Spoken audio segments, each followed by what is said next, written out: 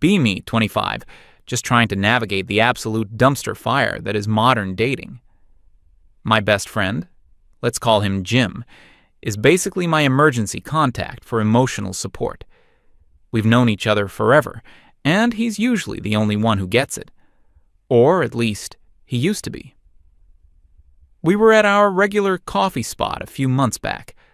I was having one of those days where every man on the planet seemed to be personally trying to annoy me. My phone was practically buzzing with notifications from dating apps, each one a fresh new disappointment. I showed Jim my screen, just to prove I wasn't exaggerating. The profile of some guy, probably late 20s, was up. Standard handsome-ish face, generic bio about liking hiking and craft beer. But then there was the third picture.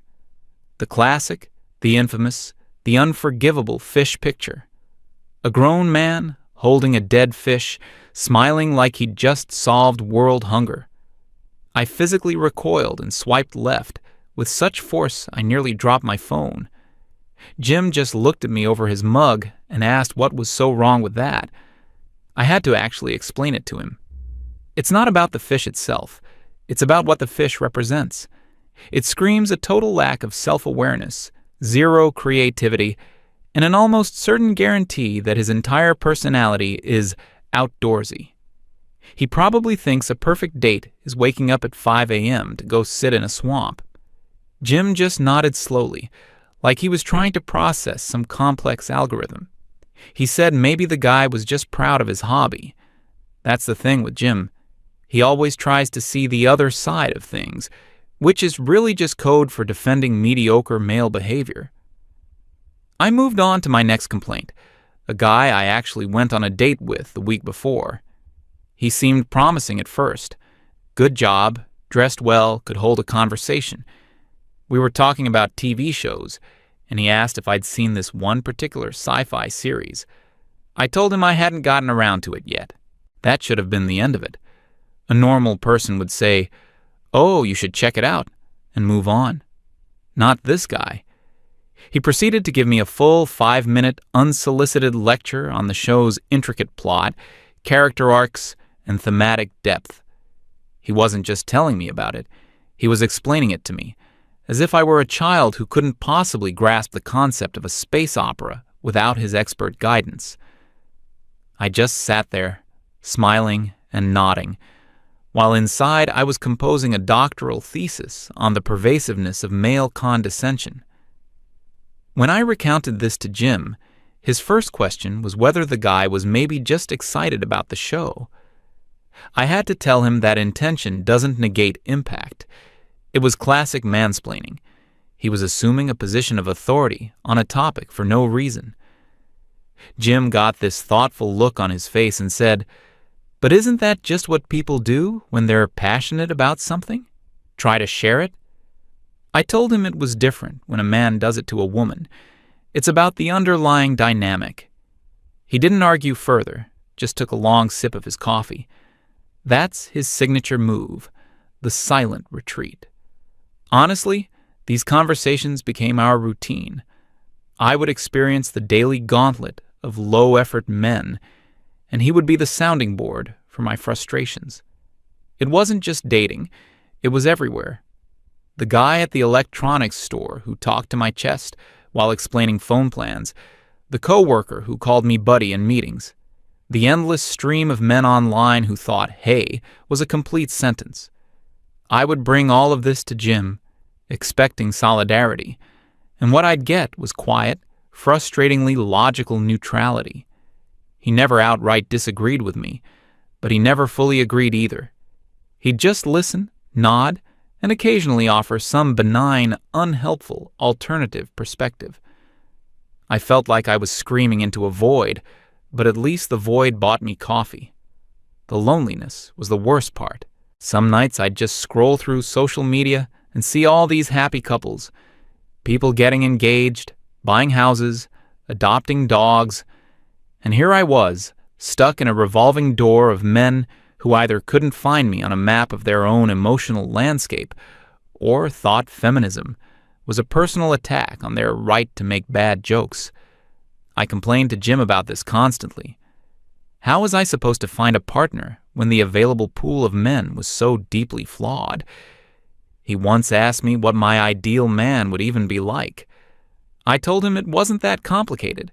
Someone who is emotionally intelligent, actively anti-racist and anti-sexist, understands his own privilege, does his own inner work, and is a good communicator. Also, he needs to be taller than me, have a good job, and a decent sense of humor. It's not that big of an ask. Jim raised an eyebrow. Sounds like you're looking for a unicorn. I told him I was just looking for a decent human being who had read a book. The conversation then drifted to his own life. He was always so private. He never seemed to date much, or, if he did, he never talked about it. He spent most of his free time with his friends. It was always this vague, faceless group. Going to play board games with the guys. Grabbing a beer with my friends. I never met them, not once. In all the years we'd been friends, he kept that part of his life completely separate. I tried asking about them once or twice. What are your friends like? He would just give a non-committal shrug. They're just guys. We play video games, watch sports. You'd be bored. I remember feeling a little hurt by that. Like he thought I was too one-dimensional to hang out with a group of normal guys. But I let it go. He was entitled to his own space, I guess. Thinking back, there was one time he tried to bridge that gap. It was probably about a year ago. He came to me all excited, saying he wanted me to meet one of his friends. He described the guy as sweet, smart, and a really talented musician. I was skeptical, given my track record, but Jim seemed so earnest about it. He swore this guy was different. So I agreed. We met for drinks at some quiet bar. The friend was fine, perfectly nice, a little shy. He had kind eyes, I guess. He talked about his band and his job in IT. It was all very standard. I decided to steer the conversation toward something more substantial. I asked him what he thought about some of the big social issues happening at the time. He just blinked at me. He said he didn't really follow politics. A grown man in this day and age, admitting he willfully ignores what's happening in the world. Red flag number 1. I tried a different angle. I asked him what kind of books or movies he was into. He mentioned a lot of blockbuster action movies and fantasy novels. Nothing wrong with that on the surface, but it was clear he wasn't consuming any media that would challenge his worldview. I asked if he'd ever read any prominent female authors, just out of curiosity. He admitted he probably hadn't, not since high school English class. Red flag number 2. The rest of the evening was just polite, excruciating small talk. He was a perfectly nice cardboard cutout of a man. There was nothing there, no depth, no critical thought. After he left, I told Jim it was a no-go. I explained that while the guy was nice enough, he was completely unself-aware. He was living in a bubble, completely oblivious to the societal structures he benefited from. Being with him would be exhausting. It would be a constant educational project, and I was not looking for a student. I was looking for a partner. Jim looked genuinely crushed. He said he thought the guy was just a bit introverted and that he was a really good person once you got to know him. I told him that being a good person was the bare minimum. It wasn't enough. After that, he never tried to set me up with anyone again, and honestly, I was relieved. It just proved my point that he didn't really understand what I was looking for. So life continued. The bad dates piled up, and my venting sessions with Jim became more frequent and more intense. He became more and more quiet during them. His silence started to feel less like patient listening and more like judgment. He would just sit there with this unreadable expression while I poured my heart out. It started to feel like he was on their side. Then came last week. It was a Tuesday night, I think. I was at home mindlessly scrolling through my phone, trying to numb the Sunday scaries that had already started. I was on a social media app, looking at stories. And then I saw it. A post from a mutual acquaintance, someone from our old college group. It was a picture from a birthday party or some kind of get-together. In the photo, tagged and smiling, was Jim. He was standing in the middle of a group of about 5 other guys. I didn't recognize any of them. They all looked normal. They were laughing, holding drinks. They looked like a close-knit group of friends. My first thought was, oh, so these are the guys. The mysterious, nameless, faceless friends he always talked about. I zoomed in on the photo. They were all around our age. They looked like perfectly regular guys. One was kind of cute in a nerdy way. And then a second thought hit me, and it was like a bucket of ice water being dumped over my head. He'd been friends with these people for years. I'm his best friend, and I've never met a single one of them. I just stared at the picture, the smiling faces mocking me. All this time, I'd been complaining to him, telling him how I couldn't meet anyone decent, how I felt so alone. And he was sitting on a secret stash of single, seemingly normal men. It wasn't just that he hadn't introduced me. It was that he had actively hidden them from me. He had deliberately kept our worlds from colliding. The more I thought about it, the more the anger started to bubble up inside me. It felt like a profound betrayal. What was his reason? Did he think I wasn't cool enough for them? Was he ashamed of me? Or was it something more sinister? Was he protecting them from me? The thought was so insulting, it made me sick to my stomach. As if I were some kind of monster they needed to be shielded from. Me, the one who was constantly being let down and hurt by men. It was the ultimate hypocrisy. He would sit there and listen to my struggles, pretending to be my ally, all while gatekeeping a potential social circle from me. This wasn't just him having separate friends. This was a conscious, deliberate act of exclusion. I couldn't let it go. I had to confront him. My hands were shaking as I found his name in my contacts and pressed the call button. He answered on the 3rd ring, his voice calm and casual. "Hey, what's up?" I didn't even bother with pleasantries. I saw the picture. There was a pause on his end. What picture? He was playing dumb. That made me even angrier.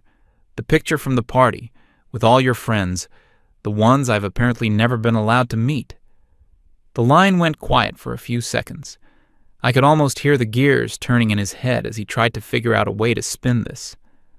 "Oh, that," he finally said. "That was just a casual thing. It wasn't a big deal." "It seems like a big deal to me, Jim. You have a whole other life you've never told me about." His voice got a little defensive. "They're just my friends. We play board games. It's not that exciting. I told you. You'd be bored." "Don't treat me like an idiot," I snapped. "You've been actively hiding them from me for years. Why?" He sighed. It was that same weary sigh he always used when he didn't want to have a real conversation. "It's not like that. It just never came up." "It never came up? I've been telling you for years that I feel isolated and can't meet anyone. And you've had a group of single friends this whole time that you've kept completely hidden. How does that not come up?" He didn't have an answer. He just mumbled something about how they're different worlds. The sheer audacity of it was breathtaking. He was treating me like I was the unreasonable one for being upset. I felt a surge of indignation. This is unbelievably sexist, you know that? You have your little boys' club, and I'm not allowed in. Is that it? Am I going to disrupt your male bonding with my feminine energy? "Come on, don't be ridiculous," he said, his voice starting to show a hint of annoyance. "No, you don't get to tell me I'm being ridiculous," I shot back. "You are the one who has been lying by omission for our entire friendship. I tell you everything about my life, every struggle, every bad date, and you've been keeping secrets." The conversation went around in circles for another 10 minutes. He refused to give me a straight answer. He just kept repeating the same lame excuses. "It's not personal. It's just my own thing. You're overthinking it."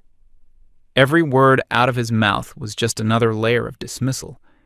He wasn't just hiding his friends. He was invalidating my feelings about it. Finally, I couldn't take it anymore. "I can't talk to you right now," I said, my voice trembling with anger. "We'll talk about this later." I hung up before he could respond. I just sat there in the dark, my phone clutched in my hand. The feeling of betrayal was overwhelming. He was supposed to be my best friend, the one person I could count on, and he had treated me like a liability, a problem to be managed. I thought about all the hours he'd spent listening to me. Was it all fake? Was he just sitting there, silently blaming me for my own loneliness, while actively contributing to it? The more I replayed our conversations in my head, the more it all made sense. His quietness, his non-committal answers, his refusal to ever truly take my side. It wasn't neutrality, it was complicity. He saw the world the same way all the other men did. He just hid it better. I felt foolish for ever trusting him. Then I remembered. Our mutual friend's birthday party was that weekend. He would be there. I would be there. And I wasn't going to let him get away with it. He wasn't going to hide behind vague excuses and phone calls. I was going to make him explain himself, in public. He owed me an explanation, and I was going to get it. He was going to have to look me in the eye and tell me why he thought it was acceptable to treat his supposed best friend like a secret to be kept. The anger was cold and hard in my chest now. This wasn't just about meeting his friends anymore. It was about the principle of the thing. It was about respect, loyalty, friendship, and he had failed on all counts. The party was in 3 days, and I was already planning exactly what I was going to say. The next 3 days were a blur of simmering rage. Every waking moment was consumed with replaying that phone call in my head, his weak excuses, his dismissive tone. It was like a movie I kept rewinding to find new details to be angry about. I thought about our friendship, all the years of it, and saw it through this new, ugly filter. Every time he'd quietly listened to me vent now seemed less like supportive silence and more like a calculated refusal to engage. He wasn't my friend. He was an observer, a researcher gathering data on the hysterical female to report back to his secret club of men. The thought made me feel paranoid and exposed. I considered calling some of our mutual friends to see what they knew, but I stopped myself. What would I even say? "Hey, did you know Jim has a secret life where he pretends I don't exist?" It would make me sound crazy. No, this had to be handled face to face. He needed to be held accountable in a space where he couldn't just hang up on me. I spent way too much time planning my outfit for the party. I wanted to look good. Not for him, but for me. I wanted to look confident and unbothered, like his betrayal was a minor inconvenience I was dealing with before moving on to better things. I settled on a black dress. Simple, classic, powerful. Armor. When the night of the party arrived, my stomach was in knots. It was a mix of anxiety and a weird, righteous energy. I felt like a lawyer about to deliver a closing argument that would win the case. The party was at our friend Sarah's apartment. It was already crowded when I got there. Music was playing, people were laughing, and for a second, I felt a pang of sadness. I just wanted to be a normal person enjoying a party, not someone on a mission to confront her best friend. But then I remembered the photo, his voice on the phone, and the anger came flooding back, sharpening my resolve. I got a drink and started mingling, making small talk while my eyes scanned the room for him. It took about 20 minutes, but then I saw him. He was by the kitchen, leaning against the counter, talking to a small group of people. He was laughing at something someone said. He looked completely relaxed, totally at ease. Seeing him so happy, so oblivious to the turmoil he'd caused me, was like pouring gasoline on a fire. How could he just go on like nothing happened? Did our friendship mean so little to him that he could shatter my trust and then just show up to a party and laugh? I watched him for a while, letting my anger build into a cold, hard certainty. He was talking to Sarah and a couple of other people we both knew well. Perfect. There were enough people to be witnesses, but not so many that it would become a huge, unmanageable scene. I took a deep breath, straightened my dress, and started walking toward him. It felt like everything was happening in slow motion. The music seemed to fade, and all I could hear was the pounding in my own ears. He saw me approaching and smiled, a real, genuine smile. "Hey, Eva, I was wondering when you'd get here." The casual warmth in his voice was the final insult. I didn't smile back. I stopped a few feet from his group, making sure I had everyone's attention. Sarah noticed my expression, and her own smile faltered. "Is everything okay?" That was my cue. "No, actually," I said, my voice coming out stronger and steadier than I expected. "I was just hoping Jim could explain something to me. To all of us, really." The small group went quiet. Jim's smile vanished. He knew exactly what was coming. "I think our friends should know what a loyal and honest person you are, Jim," I continued, my voice dripping with sarcasm. "I think they should know that for years, while I've been telling you how lonely I am, how impossible it is to meet decent men, you've been hiding an entire group of single friends from me." His face was a mask. He didn't say anything, just stared at me. "I had to find out from a social media post. Like a stranger," I said, letting the hurt show in my voice. "My best friend has a whole separate life he's been deliberately walling off from me. I just want to know why. Am I not good enough for your friends? Are you ashamed of me? Or is this just some kind of pathetic boys' club where no girls are allowed?" I looked around at the others, who were all watching this exchange with wide, uncomfortable eyes. He won't give me a straight answer. He just feeds me condescending lines about how I'd be bored. So I'm asking you now, in front of everyone, what is the real reason, Jim? I crossed my arms and waited. I had him. He was trapped. He couldn't hang up. He couldn't walk away without looking like a coward. He just stood there for what felt like an eternity. The silence was so thick you could feel it. I could see a muscle twitching in his jaw. When he finally spoke, his voice was unnervingly calm. It wasn't the sound of someone who was cornered. It was the sound of someone who had made a decision. "You're right, Eva," he said, his eyes locked on mine. "You deserve an explanation." I felt a small flicker of triumph. He was finally going to admit it. "I did hide my friends from you, for years. That part is true." He paused, and it felt like the entire room was holding its breath. "But you're completely wrong about the reason." He took a small step forward. The others in the group almost subconsciously shuffled back, giving us space. "It was never about me being ashamed of you. And it was certainly not a boys' club. I was protecting them." I let out a short, incredulous laugh. "Protecting them? From what?" "From you," he said, and the words hit me with the force of a physical slap. My smile froze on my face. "You want to know my friends?" he went on, his voice still quiet, but now carrying an edge of steel. "Let me tell you about them. You saw that guy in the photo with the glasses? That's Henry. He's a software developer. He's one of the kindest, most genuine people I have ever met. He spends one Saturday a month volunteering at the local animal shelter, not because it looks good on a dating profile, but because he actually cares about animals." He didn't take his eyes off me. "Do you know what you would have done to him, Eva? You would have sat across from him at a coffee shop, and within 10 minutes, you would have decided he was unworthy. You would have dismissed his passion for video games as childish. You would have seen his shyness not as a personality trait, but as a fatal flaw.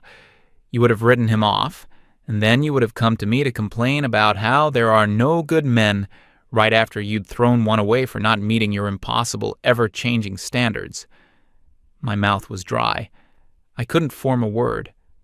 "Remember that musician friend I introduced you to a year ago?" he asked. The question was rhetorical. He wasn't waiting for an answer. A good, gentle guy who just wanted to share his music with the world. You put him through an ideological purity test. You interrogated him on his political beliefs and judged him for not having read the right authors. You made him feel stupid and inadequate because his hobbies weren't academically approved by you.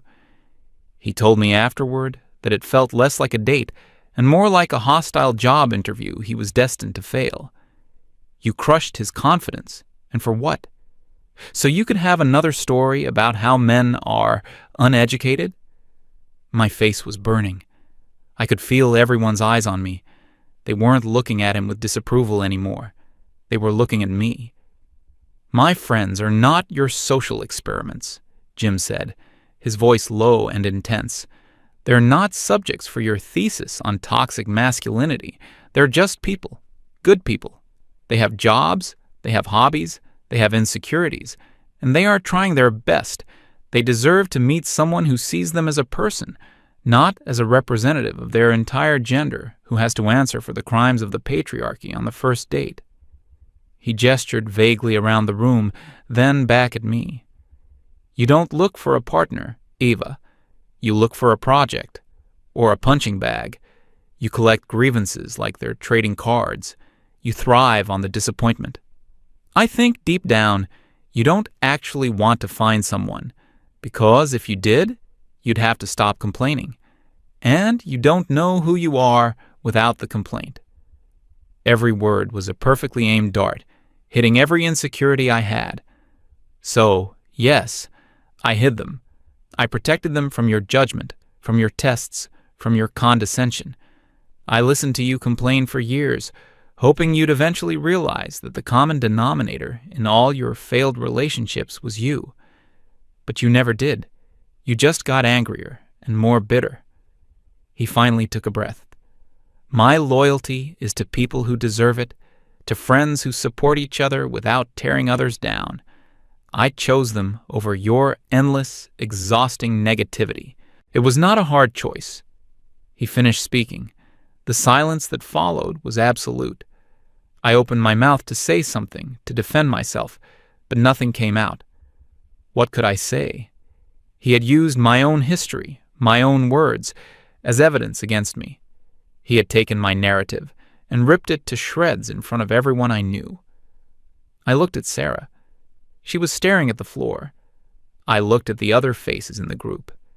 They wouldn't meet my eyes. There was no sympathy there. Only a dawning, horrifying understanding. They had all heard my complaints for years, too. And now they had just heard the truth. I felt naked, humiliated. Jim just looked at me for one last moment, his expression not angry anymore, just sad and tired. Then he turned around, said a quiet, "I should go," to Sarah, and walked out of the apartment. The door clicked shut behind him, and it felt like a final judgment. The spell was broken. The music seemed to start up again, but it sounded distant and muted. People started talking again, but in hushed, awkward tones. No one talked to me. My little group of witnesses just sort of melted away, finding other conversations to join. I stood there alone in the middle of the room, my drink still in my hand. My armor was gone. I just felt cold. I stayed for another 10 minutes, a monument to my own social destruction, before I couldn't take it anymore. I put my untouched drink down and walked out without saying goodbye to anyone. The walk home was a blur. The city lights were just streaks of color through the tears I didn't even realize I was crying. He was right. He was right about everything. The thought was a bitter pill to swallow. In the days that followed, the silence was deafening. My phone didn't ring. My text to Jim went unanswered. Even my casual messages to other friends from the party were met with short, polite, but distant replies. I had been so worried about him excluding me from his world. In the end, I had gotten myself excluded from my own. I had no one left to complain to, no one to vent to. There was just me and the quiet, uncomfortable truth of what I had become. I was the toxic one. I was the red flag. And I was completely, utterly alone.